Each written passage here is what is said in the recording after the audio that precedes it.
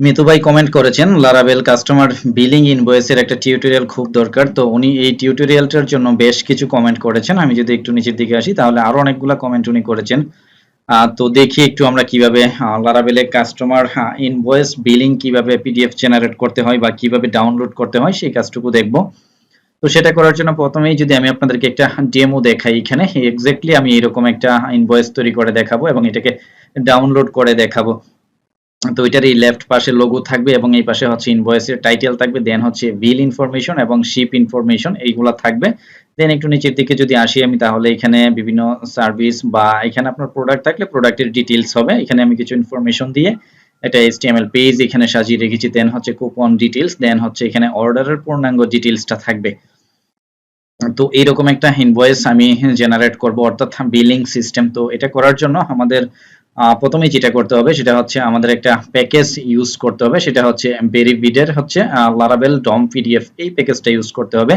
তো এই প্যাকেজটার লিংক আমি ভিডিও ডেসক্রিপশনে আপনাদেরকে দিয়ে দিব, সেখান থেকে এই লিংকে চলে আসবেন। আসার পর এখানে আমাদের যে কাজটা করতে হবে সেটা হচ্ছে আমরা যদি একটু নিচের দিকে আসি, এখানে সিম্পল কিছু কাজ করতে হবে আমাদের। ইনস্টলেশনে আমরা আসবো, ইনস্টলেশনে এসে এখানে দেখুন কম্পোজারের মাধ্যমে আমাদের হচ্ছে ডম-পিডিএফ প্যাকেজটা ইনস্টল করতে হবে। তো এটাকে আমি এখান থেকে কপি করে নিচ্ছি। কপি করে আমরা যদি আমার প্রজেক্টে আসি, এটা হচ্ছে আমার প্রজেক্ট পিডিএফ জেনারেট নামে আমি একটি লারাবেল প্রজেক্ট ক্রিয়েট করে রেখেছি। তো এইখানে এটাকে আমরা ইনস্টল করে নেব। তো এটাকে আমি এখান থেকে এন্টার প্রেস করে ইনস্টল করে নিচ্ছি।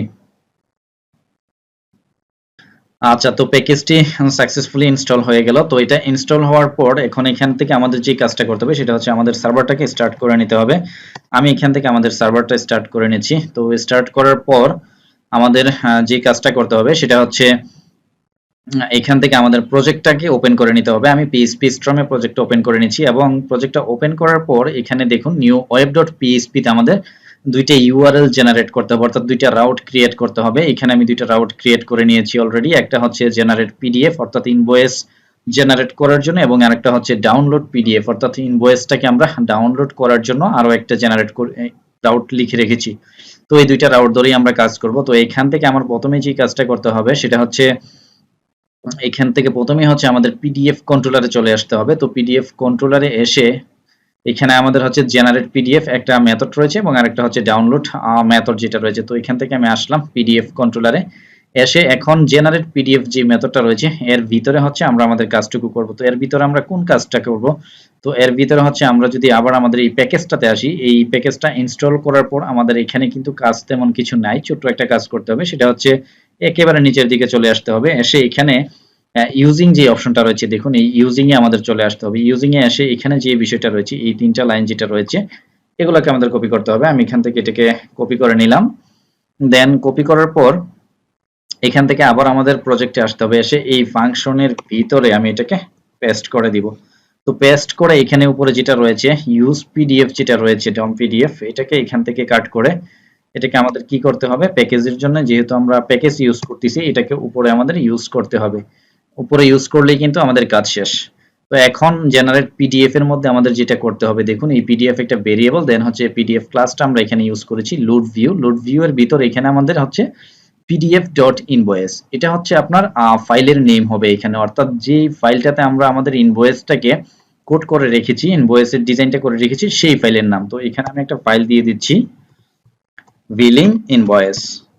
তো বিলিং ইনভয়েস ফাইল দিয়ে দিচ্ছি। ফাইল দেওয়ার পর এখানে কিন্তু এই ফাইলটা আমাদের ক্রিয়েট করতে হবে। তো ওই পাশে যে ডেটা ভেরিয়েবলটা রয়েছে দেখুন, ভেরিয়েবল আমরা তো আর এখন চাইলে এখান থেকে কিভাবে পাস করতে পারবো না, এটাকে আমরা কিভাবে পাস করতে পারি, কম্প্যাক্টের মাধ্যমে পাস করতে পারি। তো এখান থেকে একটা ভেরিয়েবল আমি সাপোজ পাস করলাম। ডাইনামিক ডাটা আপনারা কিভাবে হচ্ছে ইনভয়েসে পাঠাবেন সেটা দেখানোর জন্য এখান থেকে এটাকে পাস করে দিলাম। তো ডাটা ভেরিয়েবলটা আমাদের কি করতে হবে, অবশ্যই উপরে আগে ক্রিয়েট করে নিতে হবে, তা না হলে কিন্তু এটা কাজ করবে না। সো আমি ডাটা ভেরিয়েবলে এখানে একটা সিম্পল ভ্যালু দিয়ে দিচ্ছি, সেটা হচ্ছে webjourney.dev করে দিচ্ছি। এটা হচ্ছে আমার ওয়েবসাইট। এই ওয়েবসাইটে আপনারা হচ্ছে এই টিউটোরিয়াল গুলার সম্পূর্ণ লিংক সোর্স কোড আপনারা পেয়ে যাবেন। তো আমি এখানে একটা webjourney.dev একটা স্ট্রিং নিয়ে নিলাম ডেটার মধ্যে, দেন এই ডেটাটাকে কম্প্যাক্ট করে বিলিং ইনভয়েসে পাঠিয়ে দিচ্ছি।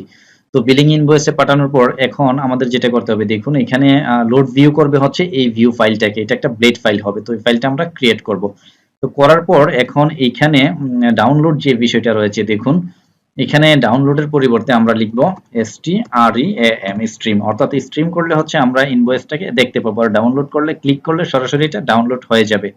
তো স্ট্রিম করব কোনটাকে, স্ট্রিম করব হচ্ছে আমাদের বিলিং যে ইনভয়েসটা রয়েছে এইটাকে আমরা এখানে কি করতে পারি, স্ট্রিম করতে পারি, অর্থাৎ ভিউ করতে পারি। তো এখানে কিন্তু আমরা এখন যেটা করব সেটা হচ্ছে একটা নেম দিব।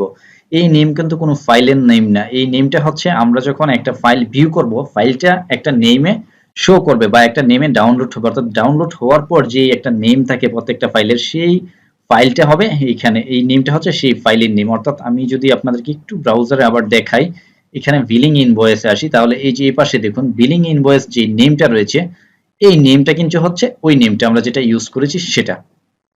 আবার ডাউনলোড করলেও কিন্তু আমাদের এই ফাইলটার নাম হবে বিলিং ইনভয়েস। তো এই কাজটাই হচ্ছে আমাদের মূলত করবে কোনটা, এইখানে যেটা রয়েছে বিলিং ইনভয়েস সেটা।